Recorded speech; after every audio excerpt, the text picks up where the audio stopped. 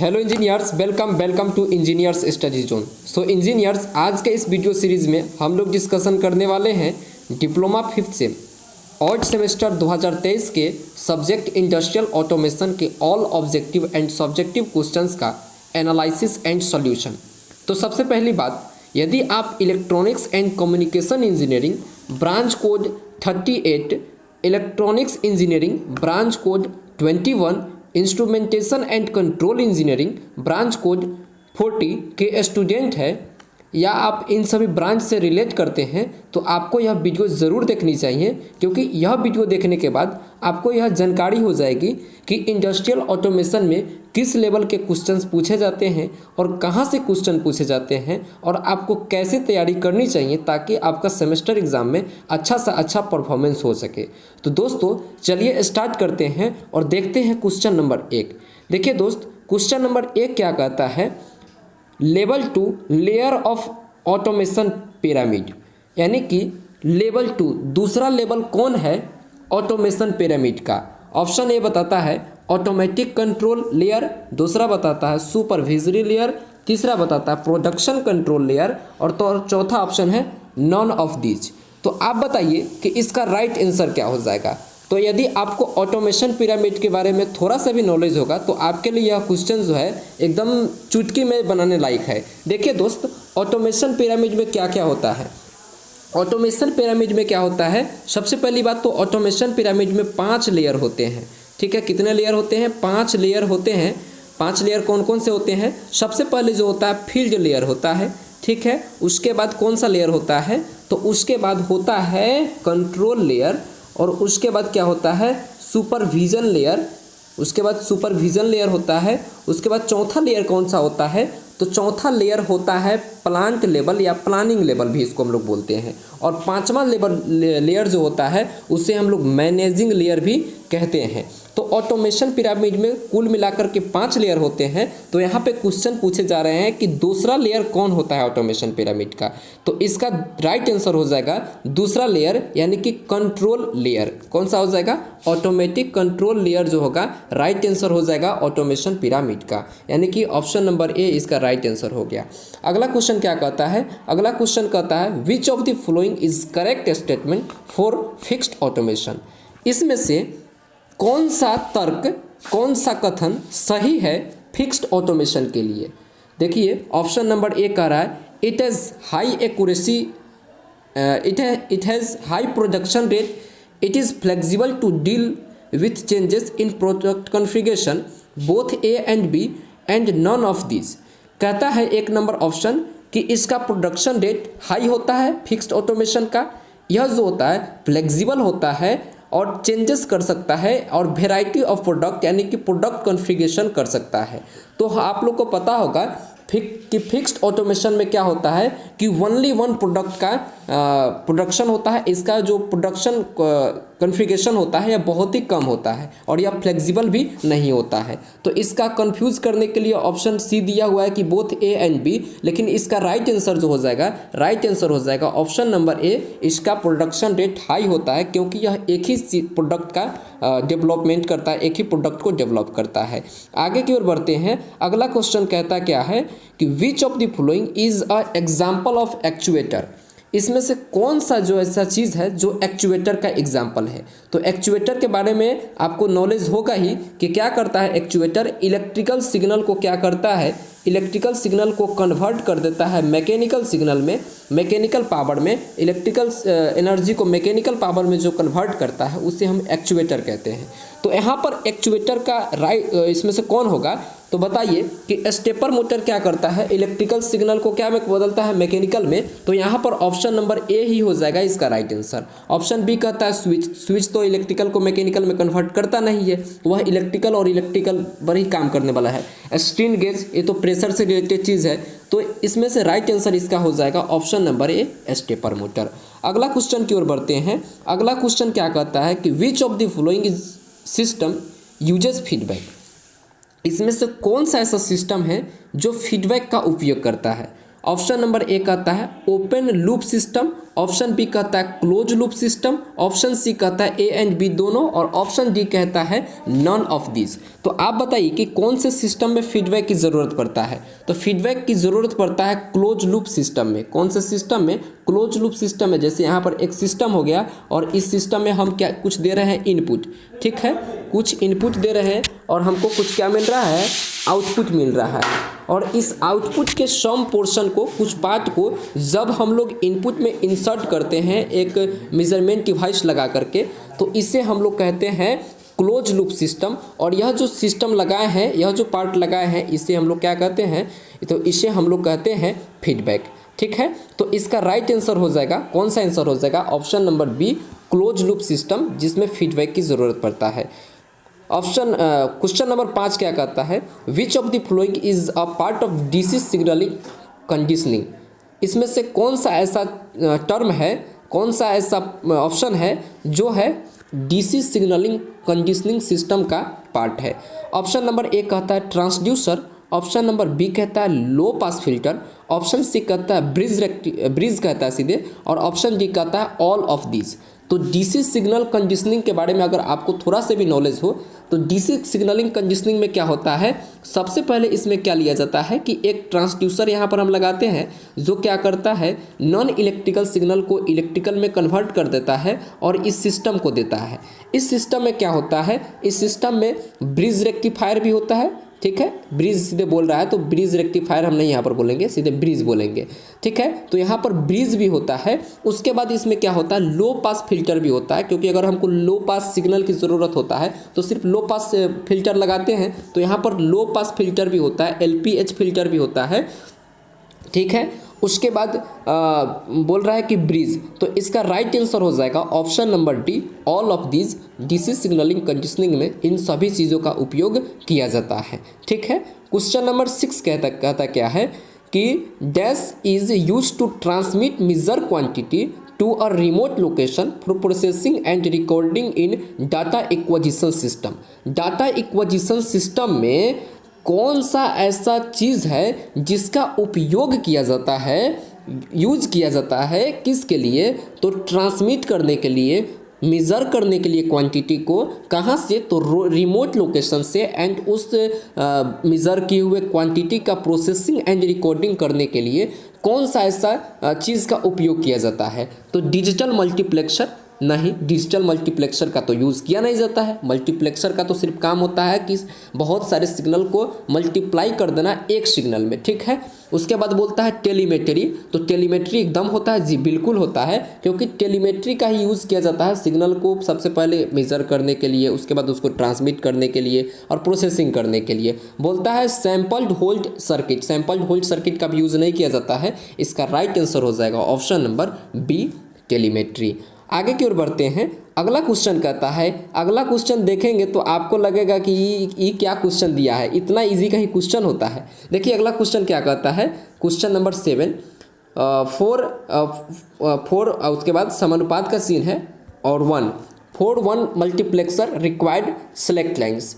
इसमें कितने select line की ज़रूरत पड़ता है, तो सेलेक्ट लाइन का आपको फॉर्मूला पता होगा कि select line is equal to क्या होता है, 2 to the power n, क्या होता है 2 to the power n।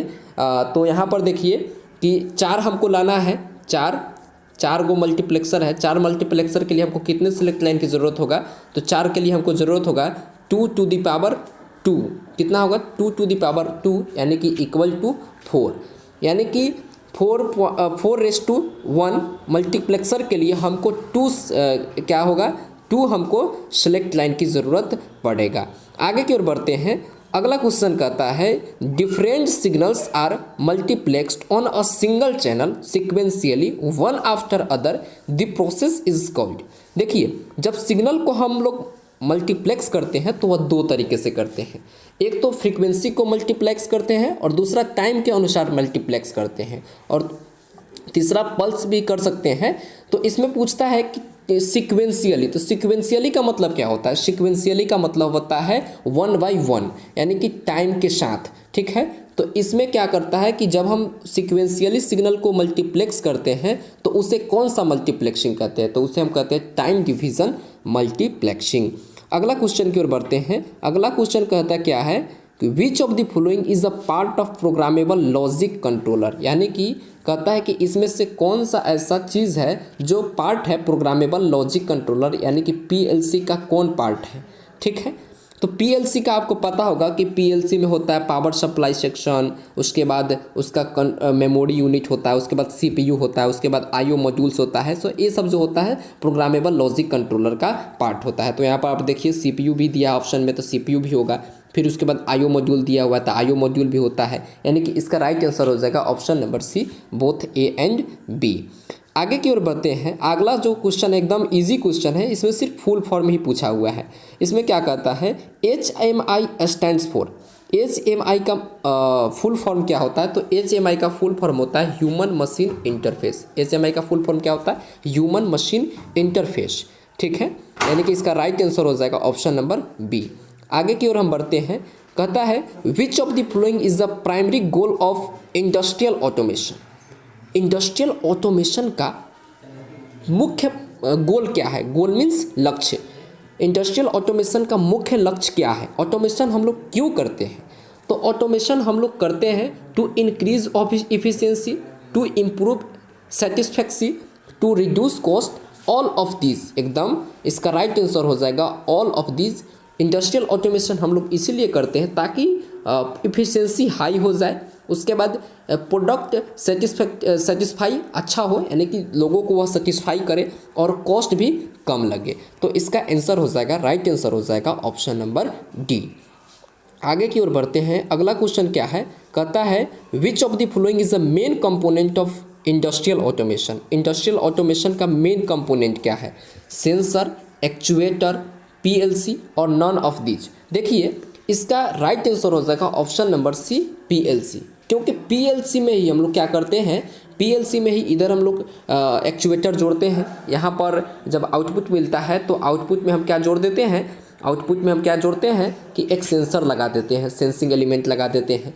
तो लेकिन यहाँ पर जो चीज़ हम कनेक्ट कर रहे हैं, एक्चुएटर कनेक्ट कर रहे हैं हो या सेंसर कनेक्ट कर रहे हो, यह जो है सेकेंडरी पार्ट हो गया ऑटोमेशन का, इंडस्ट्रियल ऑटोमेशन का सेकेंडरी पार्ट हो गया। मेन जो है इसका मेन पार्ट क्या है, पीएलसी है। पीएलसी से ही सबको कनेक्ट किया जा रहा है, यानी कि इसका मेन पार्ट हो जाएगा पीएलसी, यानी कि इसका राइट आंसर हो जाएगा ऑप्शन नंबर सी। आगे की ओर बढ़ते हैं। PID controller is use to increase. PID controller का हम लोग यूज़ क्यों करते हैं, only stability of the system, only accuracy of the system, stability and accuracy of the system. PID controller क्या करता है, पीआईडी कंट्रोलर का यूज़ क्यों करते हैं, पीआईडी कंट्रोलर क्या चीज़ को इंक्रीज़ करता है, तो पीआईडी कंट्रोलर जो है स्टेबिलिटी को भी इंक्रीज़ करता है, एक्यूरेसी को भी इंक्रीज़ करता है, यानी कि इसका राइट आंसर हो जाएगा ऑप्शन नंबर सी। इसका राइट आंसर हो जाएगा option number C, stability and accuracy को इंक्रीज़ करने के लिए पीआईडी कंट्रोलर का यूज़ हम लोग करते हैं। आगे की ओर बढ़ते हैं। अगला क्वेश्चन कहता है function of graphical user interfaces. Graphical user interface का फंक्शन क्या होता है, to control speed, to record the data from the sensor. Option number C कहता है to understand the position of the tool according to the input program. Graphical user interface क्या होता है, पहले इस चीज़ को समझेंगे तो आपको यह ऑप्शन भी क्लियर हो जाएगा। यानी कि ग्राफिकल यूज़र इंटरफेस में हम क्या करते हैं कि एक मॉनिटर लेते हैं, एक कंप्यूटर लेते हैं, और इस कंप्यूटर पे हम लोग जो काम हो रहा है, सिस्टम में जो काम हो रहा है, ड्रिल का काम हो या किसी भी तरह का काम हो, इस काम को हम लोग एक वायर के कनेक्ट करके और इस डिस्प्ले पर देखते रहते हैं। तो इसी को हम लोग कहते हैं ग्राफिकल यूज़र इंटरफेस, यानी कि GUI, ग्राफिकल यूज़र इंटरफेस। तो इसका काम क्या होता है, तो इसका काम सिर्फ होता है विजुअलिटी प्रदान करना, ना तो स्पीड कंट्रोल करना और ना तो क्या करता है टू रिकॉर्ड सेंसर के डाटा को रिकॉर्ड करना। इसका सिर्फ काम होता है to understand the position of tools according to the program. ठीक है, इसका काम होता है सिर्फ देखते रहना है कि जो टूल्स काम कर रहा है वह प्रोग्राम के अकॉर्डिंग काम कर रहा है कि नहीं, वही सिर्फ वह बताता है। ठीक है, तो इसका राइट आंसर हो जाएगा ऑप्शन नंबर सी। आगे की ओर बढ़ते हैं। अगला क्वेश्चन क्या कहता है कि speed and position in CNC machine can be controlled by. Speed and position CNC machine का कंट्रोल कैसे किया जाता है, तो इसका राइट आंसर हो जाएगा option number A, slide table and spindle के द्वारा स्पीड को कंट्रोल किया जाता है, पोजीशन को कंट्रोल किया जाता है सीएनसी मशीन का। अगला क्वेश्चन कहता है which of the following component of a hydraulic system is use to store sufficient amount of hydraulic oil. Hydraulic system का कौन सा कंपोनेंट है जो हाइड्रोलिक ऑयल को क्या करता है, sufficient amount of hydraulic oil को क्या करता है, स्टोर करके रखता है। तो हाइड्रोलिक सिस्टम में जो ऑयल रिजर्वर होता है वही हाइड्रोलिक ऑयल को रिजर्व करके रखता है। तो इसका राइट आंसर हो जाएगा option number B, oil reservoir. आगे की ओर बढ़ते हैं। अगला क्वेश्चन क्या कहता है, अगला क्वेश्चन कहता है in which of the following system power transmission take place through compressed air. कौन से सिस्टम में पावर का ट्रांसमिशन किया जाता है एयर के मदद से। तो एयर के मदद से कौन से सिस्टम में पावर को ट्रांसमिट किया जाता है, तो न्यूमेटिक सिस्टम में। हाइड्रोलिक सिस्टम में फ्लूइड के द्वारा किया जाता है और फ्लूइड पावर सिस्टम कोई ऐसा कुछ सिस्टम को देखने को हमको अभी तक तो मिला नहीं है। तो इसका राइट आंसर हो जाएगा option number A, pneumatic system. आगे की ओर बढ़ते हैं। विच of the following is a example of programmable automation. Programmable automation का एग्जाम्पल क्या है, तो पेंट शॉप, ये तो एकदम नहीं होगा। पेपर मिल में भी नहीं होगा। इसका राइट आंसर हो जाएगा कन्वेयर, जो है क्या है, एग्जाम्पल है प्रोग्रामेबल ऑटोमेशन का। आगे की ओर बढ़ते हैं। अगला क्वेश्चन क्या कहता है, अगला क्वेश्चन कहता है पीएलसी इज यूज्ड इन।